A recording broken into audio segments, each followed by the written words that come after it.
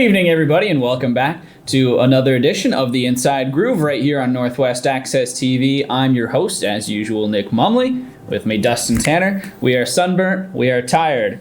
But No. You are sunburnt because you did not put on enough sunscreen. I don't know. My face is a little red. My face got some color. You're definitely more tan than you were last week. I'm more tan than I was last week, but I did not burn at all. I am good. My feet hurt. I got blisters on my feet even though I was wearing socks and shoes, but fun weekend. We'll do it again in a heartbeat. It was a lot of fun, yeah. We spent the weekend at the track, getting all the action from inside the garage.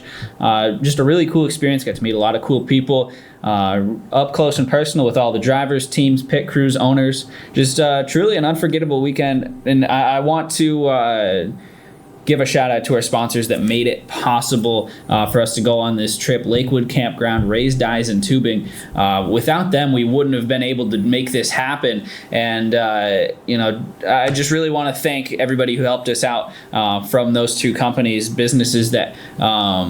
because this was an unforgettable experience, a once-in-a-lifetime experience without their help, we wouldn't have been able to go. No, and it really means a lot to us because, we were able to do this trip pretty much all expenses paid because of your local businesses that helped and turned around and helped us become better content creators. So we had this experience, Raised Dyes and Tubing, Lakewood Campground, great places. Yeah. Check them out.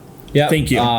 We have posts about them on our Facebook, so go take a look at them. If you're looking to go camping, go to Lakewood and Raised Dyes and Tubing. They are one of the top manufacturers in the state of Vermont, especially in Franklin County, and they're big into they're Cam Gadju's family company. We've had Cam on the show before. Me and Cam have been friends forever. They sponsor Cam's car at Airborne. They sponsor Dylan Rabtoy's number 22 Sportsman Modified at Airborne as well. So they are alive and well in the racing community. So just an awesome sponsor. We're happy to have them on. So let's get into it here.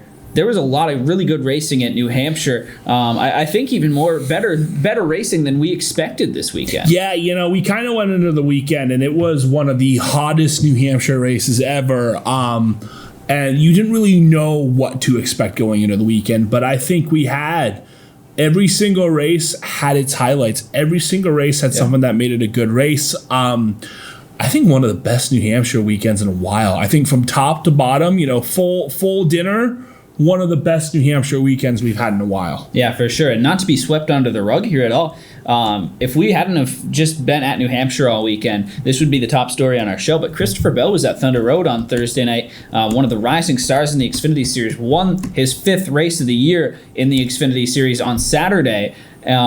Which is tied for the lead. He has a really good shot at winning the championship this year. Probably going to be in Cup next year. We'll talk about that later in the show. But he shows up to Thunder Road, puts it home 9th place, was running as well as 7th, and did pretty well. So we interviewed him in Barrie on Thursday night. We'll get you that interview. It was only like a minute long, but still we got to talk to him a little bit about what it meant to him to be up at Barrie and how cool it was for him to be able to make that trip up to Thunder Road and race in the Governor's Cup, which was won by an upset winner with Brooks Clark. Clark hasn't even run all the races this year at Thunder Road. He's 15th in points, and he gets the upset victory. Won the pole, clearly had the fastest car, and used a late caution to take the lead back from Nick Sweet, who was going for what would have been his record 5th Governor's Cup victory. So just a crazy night at Thunder Road on Thursday, and a really, really good night. So we'll get that. We'll get into that later on in the show. But let's get into our recap of the Monster Energy NASCAR Cup Series at New Hampshire. The big show yesterday,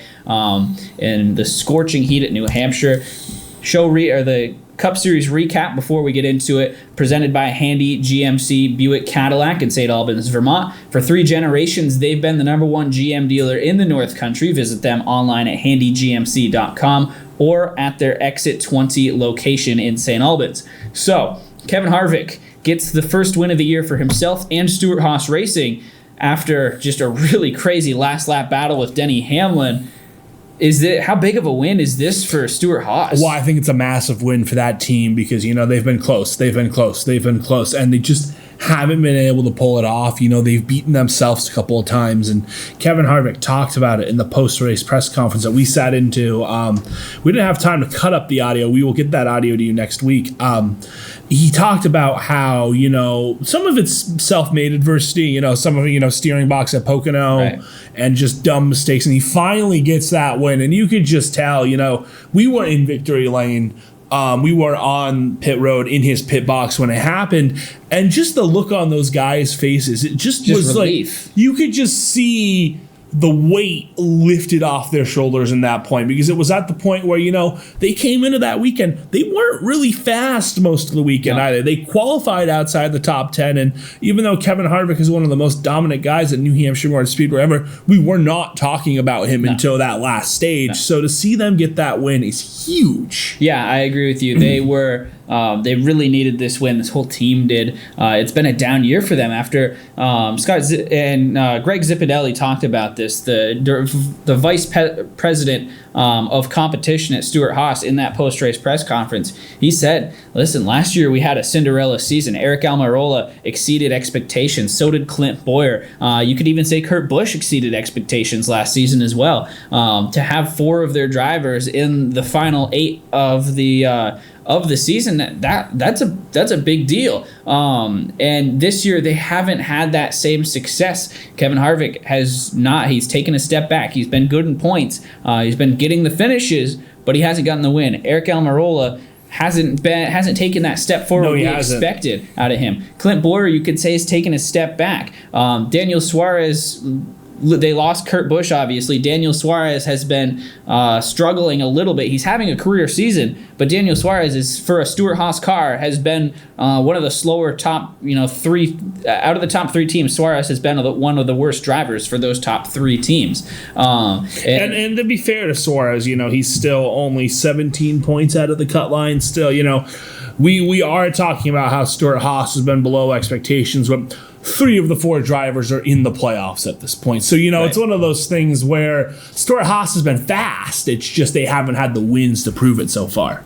Yeah, and so, I mean, this is, it's not, I'm kind of surprised it took him this long to win, but I don't think that you should take this as Stuart Haas is out of things. I think that we saw Eric Almirola win a stage too. I think this is going to be a kind of a leapfrog week for Stuart Haas, where we see them, all 4 of those teams, start to pick up some momentum going into Watkins Glen races after that. We saw Daniel Suarez win the pole last week at Kentucky. Eric Almirola wins stage 2 at New Hampshire yesterday. Clint Boyer looks like he's over his mid-season troubles, where he was finishing 30th every week. So I think Stuart Haas is starting to figure things out slowly but surely. Mm-hmm. But by the end of the year, they might be headed towards a peak at the right time right now, where they get all 4 of those cars. So let me put this question to you. A couple weeks ago, we were saying some of the same stuff about Hendrick Motorsports. Which team do you have more confidence in right now, Hendrick Motorsports or Stuart Haas? Stuart Haas. They have all the momentum. We'll talk about Hendrick Motorsports here in a second. They lost 5 cars this weekend at New Hampshire. Literally 5 cars. Alex Bowman lost a drive shaft in first practice, wrecked his backup car in second practice, something I have never seen before in all of my time watching NASCAR, is a guy wreck his backup car. Alex Bowman did that, had to go to Jimmy Johnson's backup car. William Byron went to a backup car after hitting the wall in second practice. So just a really, really tough weekend for Hendrick. Chase Elliott and Jimmy Johnson both lost their primaries in the race with the same issue. They both lost a belt in the motor. Just problems that shouldn't happen. I don't think it was the same issue. I think there were 2 separate issues. They lost 2 separate belts. Bob Pockress had reported it after the end of the race. So, they lost 2 separate belts. So that's I just want to be correct on that record. So, But still, I mean, Hendrick Motorsports took a huge step backwards. They had 2 of their cars. Johnson 29th, Elliott 30th. William Byron wasn't a factor in this race. Alex Bowman was fighting a losing battle, and all race long, I mean, his first laps in the car that he raced yesterday were the pace laps for the actual race, which is just a terrible situation to put yourself in. Alex Bowman rallied back, got a top 15 finish. Alex Bowman had one of the better weekends, basically. That is, for that team, I think that's got to be considered a win because everything that could go wrong did go wrong for the 88 team this week, and they rallied back, got a top 15, got a good points day. And they continue to set themselves up. I think the 88 is the best team right now for Hendrick Motorsports. I think they are too.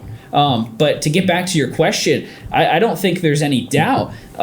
Stewart-Haas is the team right now that I have more confidence in because you look at them, they're coming off the win with Kevin Harvick. All their teams have kind of been trending up the last few weeks. They haven't gotten off to as good of a start. And Hendrick obviously has more wins, but I don't think that's going to last long. I think Kevin Harvick's got that momentum back. I think there's kind of a question up until this point. Does Kevin Harvick still have it, or is he starting to decline? Is this the end of the career for Kevin Harvick? You know, he's up there in age. When's this going to happen? A lot of people, I think, were starting to think that it was going to be this year. But no, he gets it right back. And he gets that confidence back. You could tell Rodney Childers, there was the look of relief. Harvick was just happy. I think that the confidence is back with Stewart-Haas Racing. This win is more than just for Kevin Harvick. It's for all 4 of those teams. And I think they're only going to get better from here. Watkins Glen, look out. I think a Stewart-Haas car could win. Yeah, no, I agree with you. I think a Stewart-Haas car could have a really good shot. I think Suarez is due. And I think Harvick might get another one. They are really good, and they had a good race yesterday. So the last lap battle, obviously the biggest story of the day, Denny Hamlin, Kevin Harvick. Harvick looked like he had this race in the bag, and then all of a sudden, here comes Denny Hamlin because Harvick got caught up in the lap cars, and Hamlin caught right up to him real quick and probably should have won this race, but didn't really. I don't think he did what he needed to win this race. He went after Harvick in turn 1. Then Harvick said in the post-race press conference, I just backed off and was hoping Hamlin would get behind me or in front of me so I could kind of give him a bump and run because he had hit me in turn 2. So I was going to hit him in turn 3, knock him up out of the groove and win the race. But Hamlin never got by Harvick off of 2. No, so, it was interesting because you didn't even think Hamlin was close because I remember with 4 to go, looking up at the big Jumbotron in the center of the infield and saying, all right, Denny Hamlin is about 5-10 car lengths back, whatever. He's not going to get there. We're going to wrap it up. We're going to go to Kevin Harvick's pit stall, and we're going to be there, and that's where we're going to be. And then I go 2 to go, and I see, okay, well, he's closer, but I don't think he'll get there. And then in turn 3, you hear the roar of the crowd as they're getting on the backstretch into turn 3. And then I look up at the Jumbotron, and Denny Hamlin is there. Yeah. Like, Denny Hamlin is on the right rear corner panel of Kevin Harvick, and Hamlin can spin him if he wants. Like, Hamlin can win this race with a dump and run, and he didn't. And it was really interesting to me that he didn't. Well, the move that really I questioned with Denny Hamlin was the move in turn 3. Right behind Kevin Harvick, gets the run, has an opportunity, should have won the race. He would have won the race if he went to the inside, but he goes to the outside, tries to make the move on Harvick on the outside, around him coming out of turn 4. They're side by side coming out of 4. Hamlin then turns into Harvick, trying to turn Harvick into the wall. I'm not sure what exactly was happening there, but Hamlin... then he backs off, which is what gets me. And then Denny, obviously lost control of the car. I think Hamlin almost wrecked himself trying to turn Harvick into the fence for whatever reason. I just didn't understand it. Hamlin, after the race, seemed pretty dejected, and I think he understood, that was on him. That was his race to win. The 11 car should have won this race. We saw, and this is my hot take of the week, we saw why Denny Hamlin's not a champion. Look, I know it's just a regular season race, but, you dump him. Yeah. That's a win. You put him in the wall. I don't care.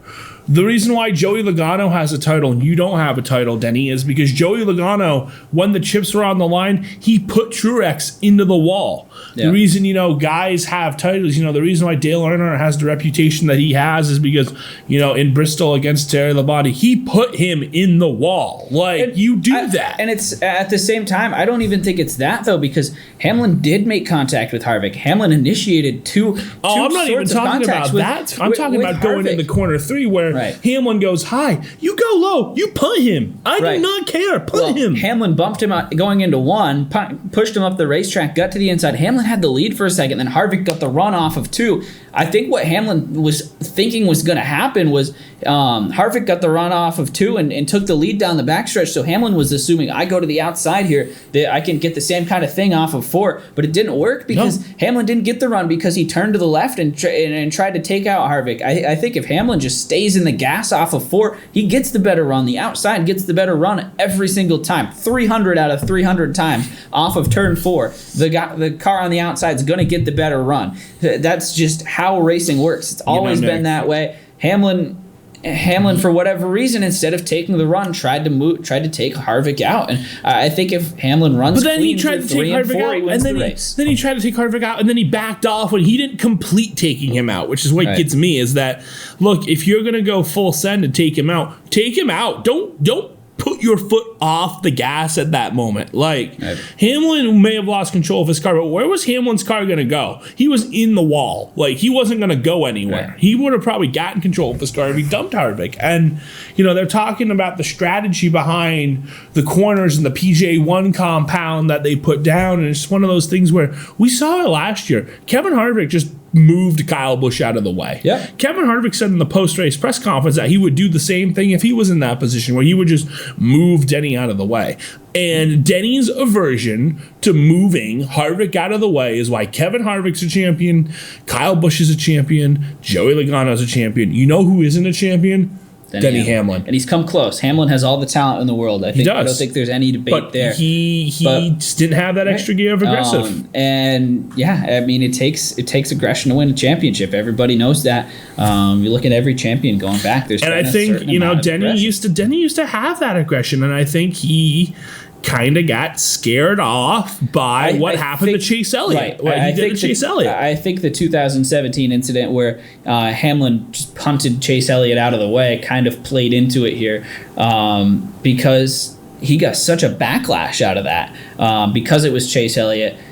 I think, Hamlin, sometimes that in the situation, you've got to make the move. You got to do the bump and run. I think the majority of NASCAR fans accept that. They know that it is the move that will win you races, will lose you races, depending on what position you're in. And it's just, it didn't work out for Hamlin because I don't think he went in aggressive enough. But Denny still has 2 wins this year. I think he's still a contender for the championship, but I think that he is going to learn a lesson from this race. I don't think that this is going to continue for Hamlin. I think that he learns a lesson from this race, says, okay, I could have won this race if I did this, this, and this on the last lap. And for Hamlin, I think that'll change things. I think Denny Hamlin should still be considered a championship title contender. Well, he's in the playoffs. He is in the 4th place right now as they stand. So playoff bubble drivers, they either did really, really well or really, really poorly. We saw just a 2-point gap between 16th and 17th going in with Eric Jones and Ryan Newman. That's a 17-point gap. Now it's huge because Eric Jones finished 3rd in the race, jumped way up. Ryan Newman finished 7th in the race. He jumped way up. Meanwhile, Ricky Stenhouse wrecked out. Daniel Suarez spun out, and Kyle Larson wrecked out as well. I think the playoff picture got a lot more clearer here as we look at it. Clint Boyer's now up by 17 points. Jimmy Johnson's back by 17. Suarez back by 17. Stenhouse, Paul Menard. Menard's behind by 60. Stenhouse behind by 77. Stenhouse, Menard are out points-wise. But then again, we've seen a lot of stuff. You know who had the best points weekend of everybody, and it's because they literally figured out how to fix the cylinder on pit road or whatever his problem was. Yeah, Ryan Newman finishes 7th after being down a cylinder in stage 2. Ryan Newman finishes 7th. They get enough cautions to fix it, and now he is plus 21 from the cut line now. Yeah. What a big swing for him. And Eric Jones, talking about Eric Jones again. He's had a couple of good weeks in a row. He finished third last week at Kentucky. Yep. He finished third this week at New Hampshire. He's on the cusp, I think. He is very good after Sonoma. This is the thing I've noticed about Eric Jones. After Michigan, Sonoma, he starts to get hot. I don't know if that's just the 20 car, because, Tony Stewart used to always get hot in the midsummer stretch. I don't know if that's just the curse Tony of the Stewart 20 used car. to win. It seemed like death in Texas. Tony Stewart would win Indianapolis, New Hampshire, and Watkins Glen. And Eric Jones is doing great at these tracks. So, it's going to be interesting. Kyle Larson had a rough weekend, but he really was the benefiter of Suarez, Stenhouse, and Johnson having rough weekends, because he's still up. He's still up by 31, but man, the luck that team has had, I would not consider that safe. No, the only person, I think Ryan Blaney plus 84, he's locked in. Yes. Almirola plus 98. Byron plus 61 should be good. He should be, and I think everyone else, hey, you're still one bad weekend away, and we have 6 races left until the playoffs. Yeah, so I don't know. It's going to be interesting. Kyle Larson this week, as we talk about him, he said that he put the rumors to rest about him leaving Chip Ganassi Racing at the end of the year. Said, I'm still under contract at least for the next at least for 2020. This kind of surprises me. I think that Chip Ganassi obviously has a very valuable asset here. Larson's one of the most popular guys in the garage area amongst the fans. But man, the last 2 years have just been a real struggle. It doesn't seem like that's a great fit anymore for Larson in the 42. I think from the sounds of it, it sounds like Kyle Larson. I'm just pulling up the point standings so I have them the last couple of weeks.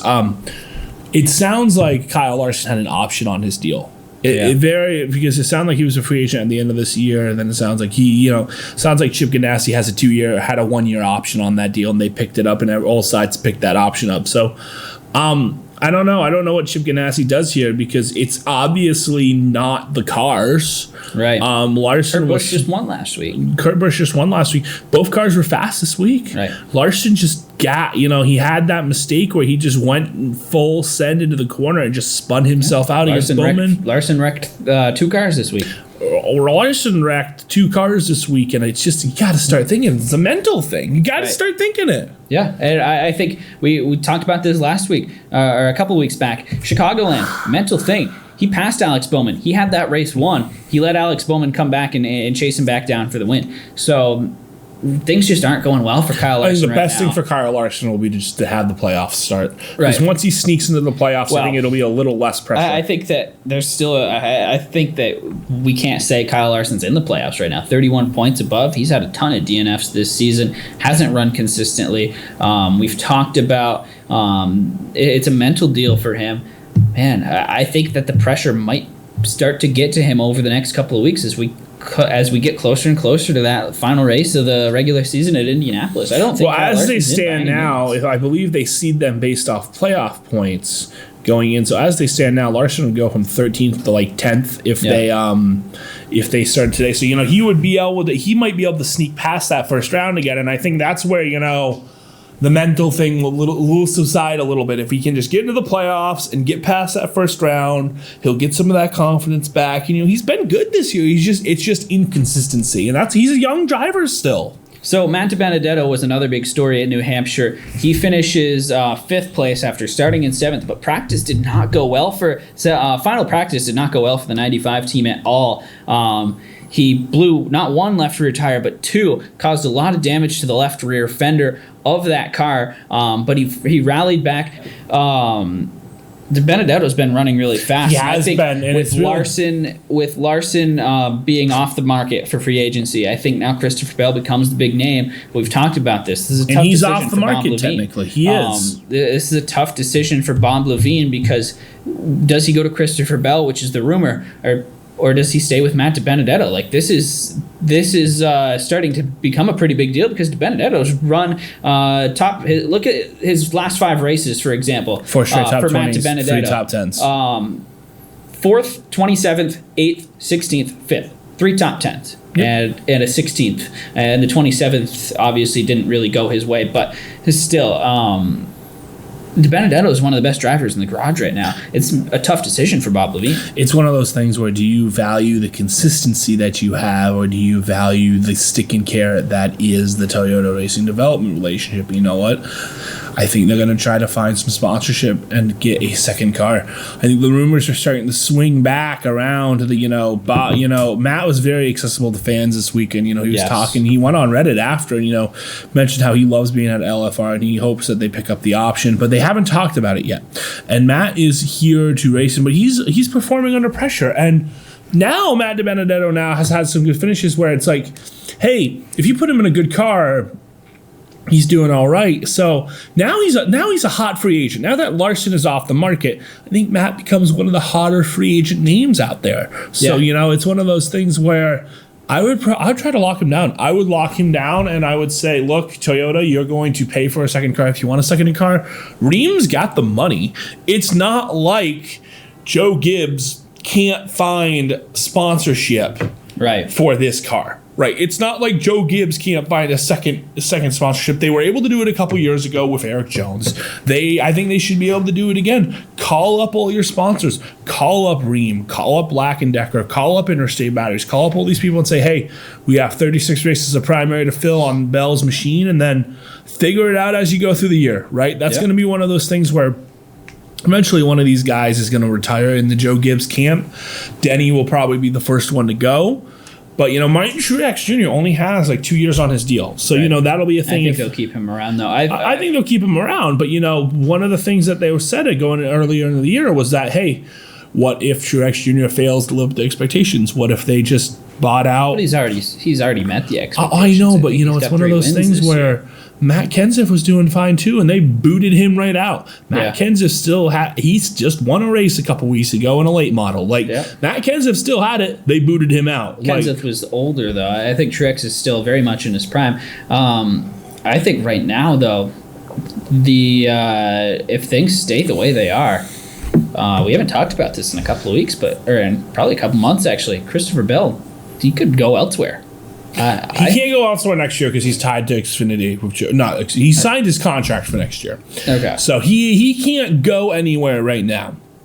The question is going to become, does Christopher Bell re-up after next year? Right. And if he's not, you would think if he's not put in a top ride for next year, the answer to that question. I don't think he wants a third year in the Xfinity series, especially if Reddick and Reddick's going to move up, Custer might move up. I think Custer's going to a satellite team next year. Now that Larson is off the market, I think there might still be movement at Stewart Haas this year between Suarez or Boyer. One of those guys might go off. Might be forced out of this team for Custer because Custer's just been so. Well, they're not going to force Suarez out because Suarez has the money, or ARS money frees up again next year because the JGR contract ends. So Suarez will be back next year. Well, we saw Joe Gibbs do it for a better talent. No, I don't think Daniel Suarez. I think right now, if you are Haas Automation, you look at the money that is being spent on your team and you say, okay, Smithfield's coming back. That gives me Eric. Who are my other pay drivers? Kevin Harvick brings a lot of his sponsorship the old school way in the sense of, I don't think those sponsors are necessarily tied to Harvick. Anheuser-Busch has been with him for almost 10 years now. Right. But, those sponsors, he did not bring that sponsor in. That was a Dale Jr. sponsor that looked for somebody to find. Jimmy Johns has been rumored to leave the sport. They left Casey Kane for... Right, they left Casey Kane for Kevin Harvick after having to figure out who they were going to sponsor after Dale Jr. And, so that's money where Kevin Harvick doesn't have the best funding when it comes to things he brings in personally, right? Same thing with Clint Boyer. They're two drivers of the old guard. Daniel Suarez has Eris attached to him. So it's one of those things where I look at this and I say, I think if anybody gets bumped, it would be Boyer, but I don't think anybody's going to get bumped. I think what's going to happen is I think Custer is going to get farmed out to a satellite team because Stuart Haas understands the value of having that, hey, Front Row Motorsports will give you a technical alliance. You just put, you keep Tift in one car, you put Custer and the other, whoever you get that third car for, whoever you want to put in there, but we'll give you the Tech Alliance, or a team like Go Fast, or, they've done stuff with Rick Ware before. Maybe they work with Rick Ware. So I think Custer goes to Satellite, Reddick goes to the 31, and then Bell is just all alone with nobody to compete against in the Xfinity Series. And I think Bell could win upwards of 10 races next year. I think Bell could win 10 to 15 races if he's stuck in that Xfinity Series. Yeah. Like, I really do think so. I think there's going to be a little more pressure on Toyota Racing Development to come up with something and put Bell in something next year. Yeah, and I think at this point we've almost got to consider reversing the Jack Roush rule. Because you look back at when NASCAR was booming, 2008, I believe, 2007, 2008, when they made the rule where you can't have 5 teams. NASCAR was doing so well that they had to limit the amount of teams that a car or that an owner could run. I think in these times, in this economic climate for NASCAR, I think that could be hurting them in a way. You bring in that's a big way to sell sponsorship and to get your top drivers in the world into the sport. Hard to disagree. You know what? The fact of the matter is that there's such a talent gap nowadays that having teams be able to be mega teams and suck up all the talent is not, the best thing that's going to happen with this situation is that a good driver is going to go to a team that would not normally get a good driver.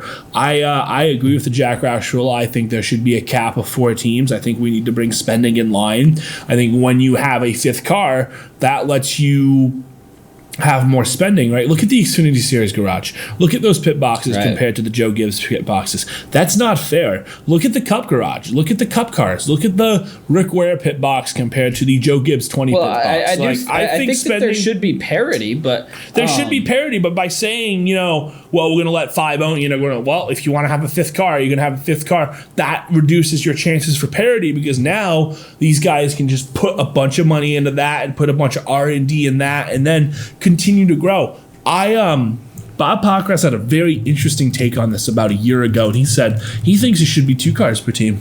And to be quite honest, I don't disagree with him because I think the fact of the matter is that if you want equality in this sport, you need to be able to lower the barrier so teams that don't have the money to start 4 teams right off the bat, we want to bring new manufacturers in. Why are we going to bring new manufacturers in if they can't compete with a team like Joe Gibbs with 5 cars? So I disagree. I think, suck it up, farm them out.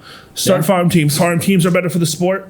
Share some of that R&D around. Share some of that money around. That's my take. Well, I think, come 5 years from now, we're going to see a completely different sport where, like walking the pits, you look at, let's say the MBM Motorsports pit boxes. I mean, these are the toolboxes that you have in your garage with a chair on top. And then you go over to the Joe Gibbs Racing pit box, and I mean, it's high tech. The pit box, I'm sure costs $25,000-$30,000 as much as your car. And it's just, there's all sorts of technology. There's TVs, there's computers all in there and everything. There's just an incredible amount of tools and everything that a team needs to be successful on pit road.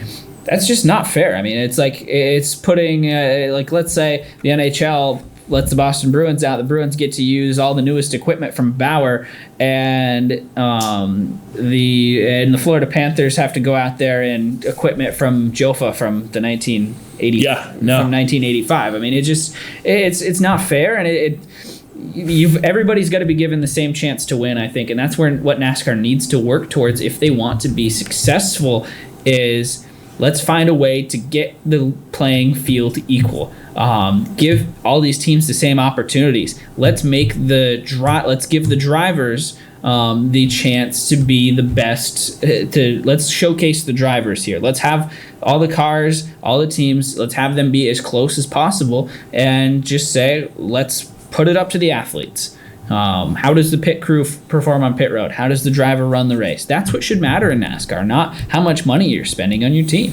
Right. And there's obviously so much that needs to be done. That's not an overnight fix by any means. But man, that would be really cool someday to be able to see complete parity in the sport where Joe Gibbs and Rick Ware Racing are given the same opportunities to succeed. It was a stark difference walking through one side of the garage and having your top spender, top teams on the other side of your garage, having your back marker teams. It's like, wow, these are two different sports right now. Yep. So Xfinity Series at New Hampshire was, as Dustin yawns, was a very a race dominated by Christopher Bell. He got my feelings out about the Xfinity Series. Led over 3/4 of the race, fifth win of the year for him. Kyle Larson, Bell just dominated this race. Cole Custer was there for a lot of it, but by the time, by crunch time, Christopher Bell is just gone. There was nothing here. The biggest story of the race was the disagreement afterwards between Harrison Burton and Paul Menard. Paul Menard got upset with Harrison Burton. Paul Menard just dumped Harrison Burton. Him. They actually got into it after the race. Zach, do we have the Paul Menard Harrison Burton video here? Let's play that. You got me once into the fence. There's a difference between me barely tapping you and you wrecking me.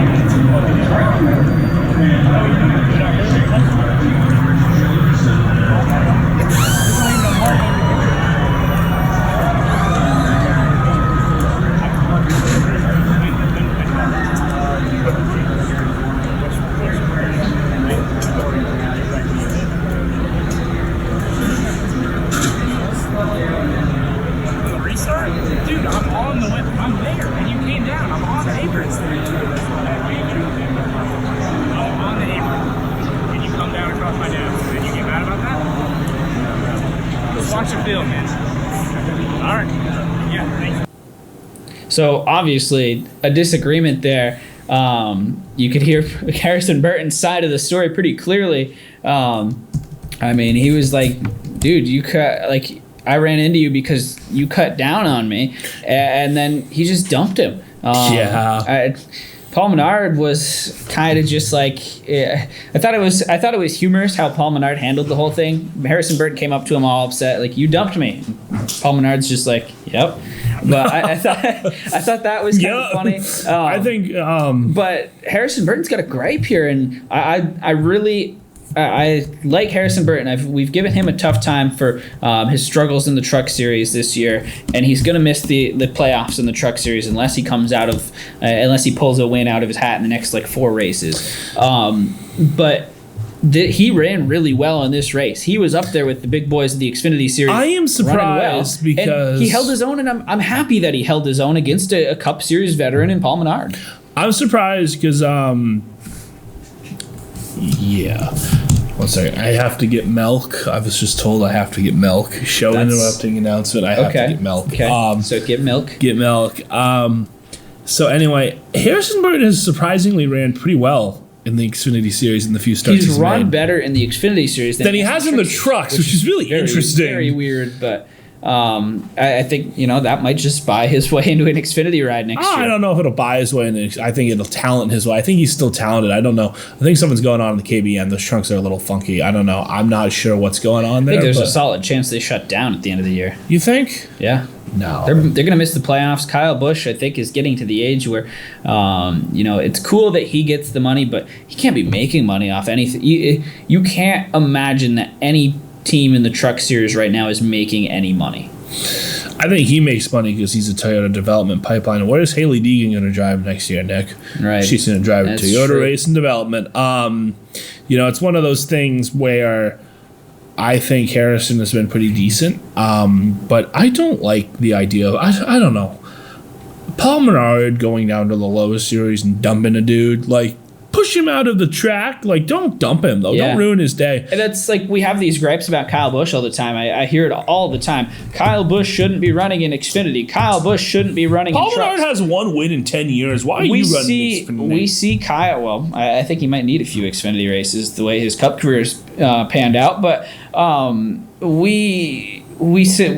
complain about Kyle Busch all the time. Oh, he shouldn't be running trucks, shouldn't be running Xfinity. You see Kyle Busch go down to those races, he doesn't cause trouble with anybody. No, he doesn't. I mean, he used to. There's definitely incidents where he drove used into to. Ron Hornaday back in the day. Absolutely ended Ron Hornaday's chance at a championship one time at Texas, which was wow. But I think he learned his lesson when he got suspended for the Cup race that weekend, and lost his chance at winning the championship as well. So, but Kyle Busch goes down to these races, runs the races, stays out of other people's business, usually wins, but he just drives. He doesn't have a problem with anybody. Paul Menard is going down, and when Paul Menard runs top 5 in anything, it becomes a big deal for him. And I guess when Paul Menard runs P10 in anything, it becomes a big deal. And I guess that just means that Paul Menard's gonna get mad at an 18-year-old kid who's trying to run for his career. I mean, Harrison Burton has been criticized so much this year. This run at New Hampshire was a huge step for his career. He had a chance to win, and he's running aggressive. There's 35 laps to go in the race, and Paul Menard's upset because he's racing aggressive. Come on, man. Like, no, that's one of those things where it's like, Paul, give him a nice tap, move him out of the groove, don't spin him, right? Basically, one of those things where send the message, but don't. It's just not fair. Because, same thing happened to Ross Chastain last year, Ross Chastain running for his life in that 42 car. Kevin Harvick gets around. I'm like, I'm going to be Kevin Harvick. And it's just like, it's just an a-hole move. It really is. Yeah, I mean, there's not really anything else to say about it. It's just Menard didn't handle the situation very well. I think he let the situation get the better of him because, quite frankly, nothing against Paul Menard, but he's not used to running up front. And that's because he doesn't run these Xfinity races, doesn't really run all that well in Cup these days. I think Paul Menard just let the situation get the better of him, and really it was a fun battle. This was a really fun race, and this kind of took the forefront of everything. And Harrison Burton, I really, really like that he had the guts to go up as I think he's only 18, is he? And he goes up and gets in the face of Paul Menard and has a gripe with him and has this conversation, goes after him and says, what the hell was that? I mean, I don't think many 18-year-olds would go up and get in a full-blown argument with Paul Menard about things, because Paul Menard's kind of an intimidating character, even though he hasn't had the most success. I mean, he doesn't talk. Paul Menard is just kind of an intimidating guy, and so kudos to Harrison Burton for going up to him. I really appreciated that, and I've criticized Harrison Burton in the past, but he ran really well at New Hampshire, deserved a better finish. Yep. No. So let's get, before we move on to Thunder Road here, we talked with Austin Theriault on last week's show, and he got to run in the Cup Series at New Hampshire yesterday. Unfortunately, the car died on him in Stage 3. He was running top 30, running a really good race for the equipment he was given, but the car broke. We caught up to him after final practice on Saturday as he looked forward into the race on Sunday. Let's hear what we had to say. So Austin, you got all practices under your belt, qualifying. How's the Cup car feel? Well, it's been an awesome learning experience so far, and haven't really gotten as many laps as I think I would have liked, because I've been here before, but this is a whole different experience. And we missed the first practice and got the second practice in, which was good. I feel like I learned some there, and then didn't get a lot of laps in the third practice, but this is the best in the business. And so when they're on the track, everybody's pushing real hard. So we continue to learn, and tomorrow's going to be more laps than I've got here all weekend. Long race, and I'm sure we'll get better. I'll continue to learn throughout the race. What's the biggest difference from between any other car you've ever driven and the Cup car? I mean, a race car is a race car, but there's very subtle differences. I mean, I think these cars are they're a little bit rougher. I mean, because they're already low. They start off pretty low at the ride heights, and it's just a different feel from what I'm used to. The heat, obviously, such a hot weekend. Tomorrow is expected to be much of the same as we've seen today. Does that affect you at all going into the race? Yeah, it's going to affect everybody. Probably some more than others. And I've been out of a car since March, so been training to be prepared for it. So we'll see if I can stand it. All right, Austin. Good luck tomorrow.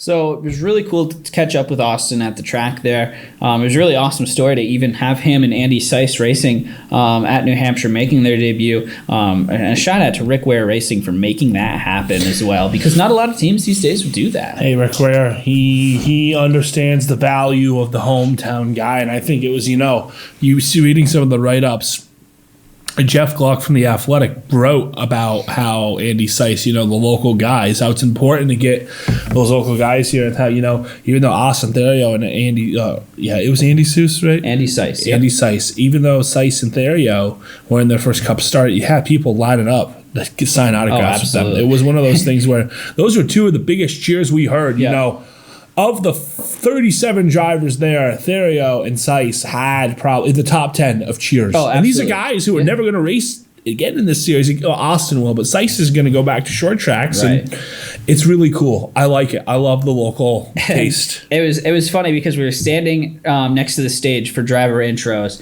and this guy comes up from behind us. And Andy Seiss man. Oh my God. Yes, we call him Andy Seiss man now. He was so happy. So Austin Therio, Andy Seiss, Ryan Preece. This man absolutely lost it when they were up there. When they went up, he was wearing a Ryan Preece shirt. Like, this is a full-grown man, and he is jumping up and down, screaming at the top of his lungs because Andy Seiss, Ryan Preece, who's obviously from Connecticut, rookie in the Cup Series, and Austin Therio are making their Cup debut. Just so I just want to point out, there was the entire weekend, 100-degree heat. I was pretty happy. I didn't really have any moments where I was like, I am about to clock a dude. Right. And then this guy behind us, he's standing from me to the TV away. He is screaming about Andy Seiss at the top of his lungs. After Andy comes out, this dude continues to scream. And I'm just like, oh my God, if I wasn't wearing a credentialed vest, I would have turned around to him and been like, shut up, dude. And I gave you that look. I don't know if you saw me shoot you that look, but I was like, oh my gosh, I cannot do this. So, getting to Thunder Road, Governor's Cup 150. Yeah, bud. Just a really fun race. And an upset winner, Brooks Clark, gets the win. 15th place in the point standings right now. This is after the win. This is where he is in the points. He's only run 6 of the 8 races this year. He comes in, clearly has the fastest car. He passes the most people in his heat. That wins him the pole, and he kind of checked out from there.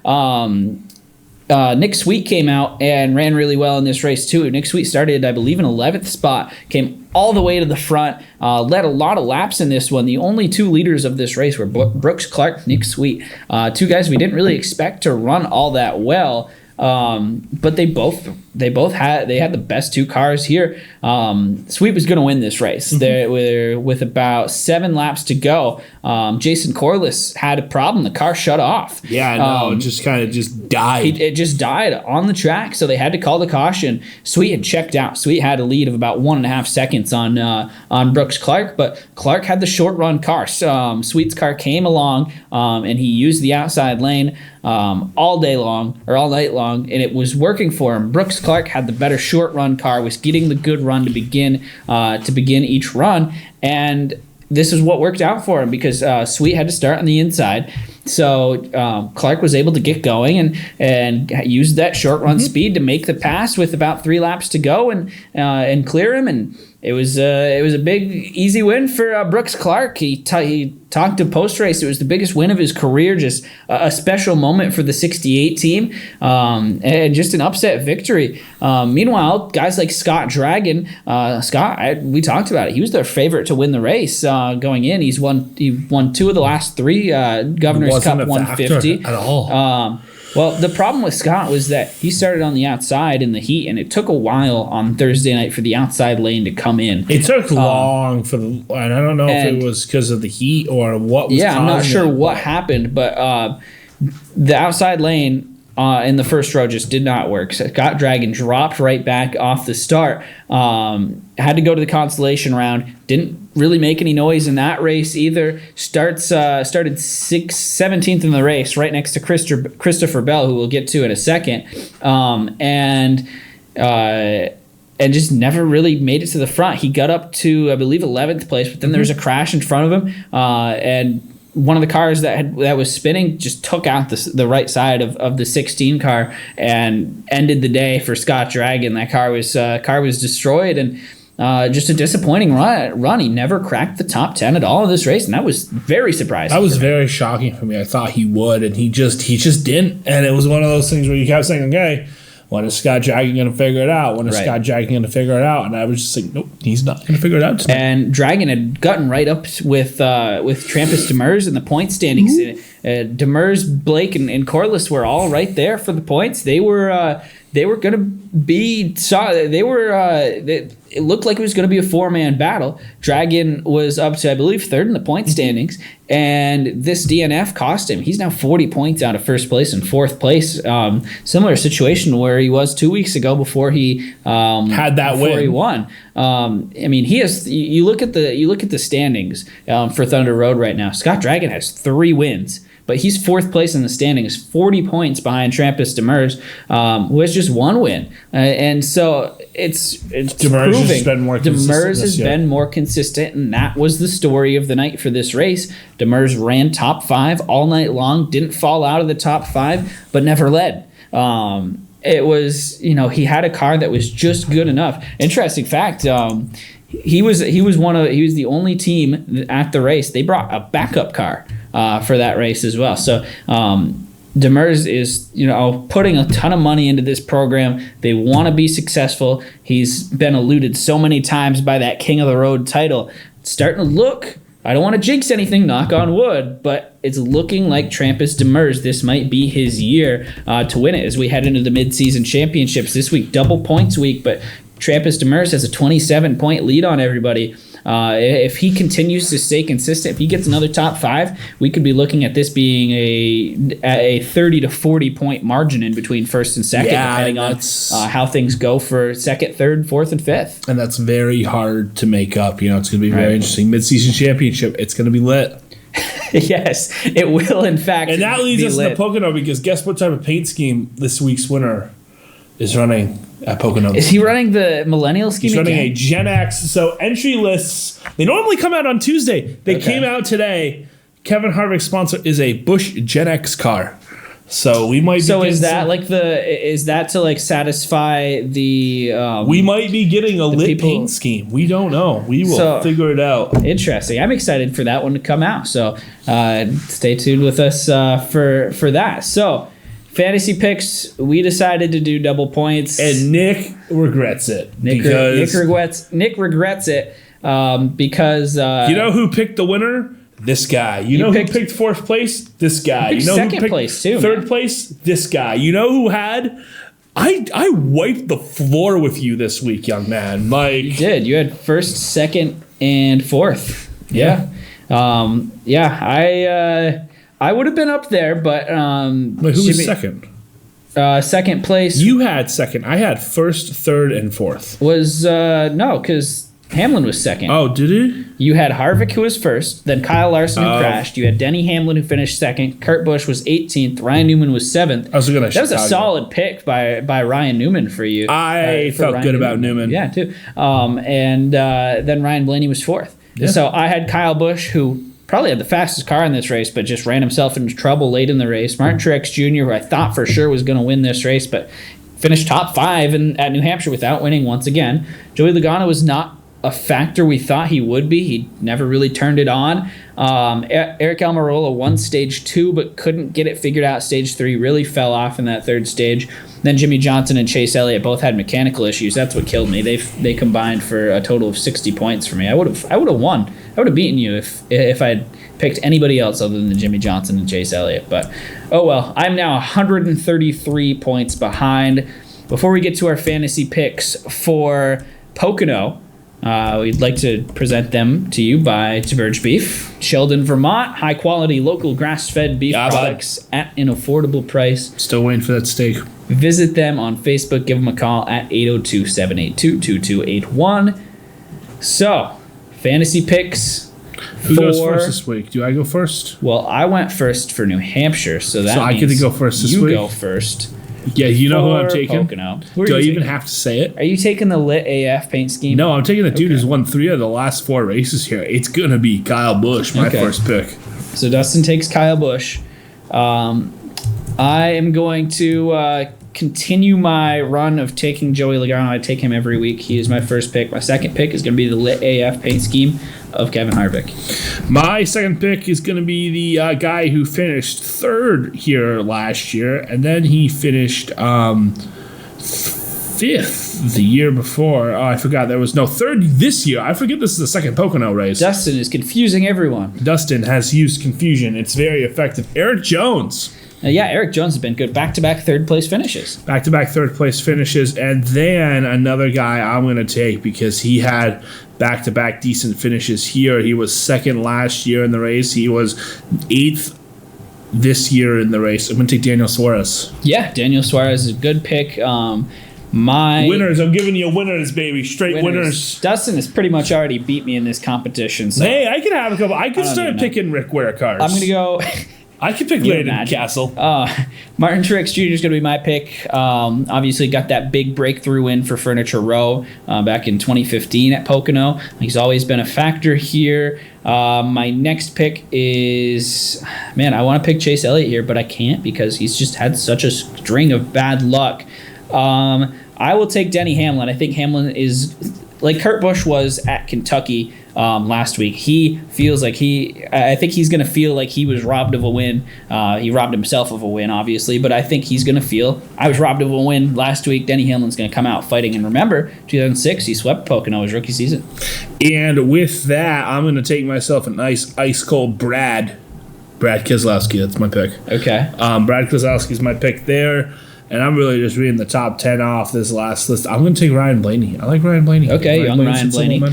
I am going to go out on a limb here and take a guy who we talked about in this show. 3 top 10s the last. Really? You're going to take him? Because that was going to be my last pick. I am going to take number 95, Matt Dibenedetto. So now when he finishes 25th, I won't feel bad. Yeah, I mean, it's funny, too, because he's due for one because the last 5 weeks he's had top 10, bad run. Top 5, bad run. Top 5 again. And so who knows? Maybe the pattern will stay up, but I don't even care at this point. I've already lost. My last. He's not even trying anymore. My last pick for the weekend is going to be Kurt Busch. Busch has been really good this year, and you took Kyle, so I need to take Kurt. My last pick's going to be Kyle Larson. Kyle Larson. I feel like Kyle Larson will have. That's where I'm going to make up points on you this week. Not if that 95 doesn't pan out. That's your Rick Ware racing. That's my Rick Ware my Rick Ware Stone Cold Lock of the week is going to be breaking news: 42. Kyle Larson signs with Rick Ware. I will start picking. If I get a lead over you, that's 150 points. I will pick one back marker a week. That'll be how we get you back into this thing. Okay, so kind of like a handicap. That'll be my Stone Cold Lock. And then one of these weeks you're going to pick Spire Motorsports. And Spire's going to win. Yeah. So who knows? But that'll do it for the show today. Thank you once again to our sponsors, Handy GMC, Buick Cadillac, Diverge Beef, Lakewood Campground, and Ray's Dyes and Tubing. We will see you next week. Once again, Monday, 7 o'clock, right here in Northwest Access TV. Same time, same place. Check our Twitter, Facebook, Instagram for content throughout the week. Visit us online, InsideGrooveTV.com. Thank you to Zach for pushing all the right buttons and working our way around some broken equipment in the studio today. And for Dustin, I'm Nick. This has been the Inside Groove right here on Northwest Access TV.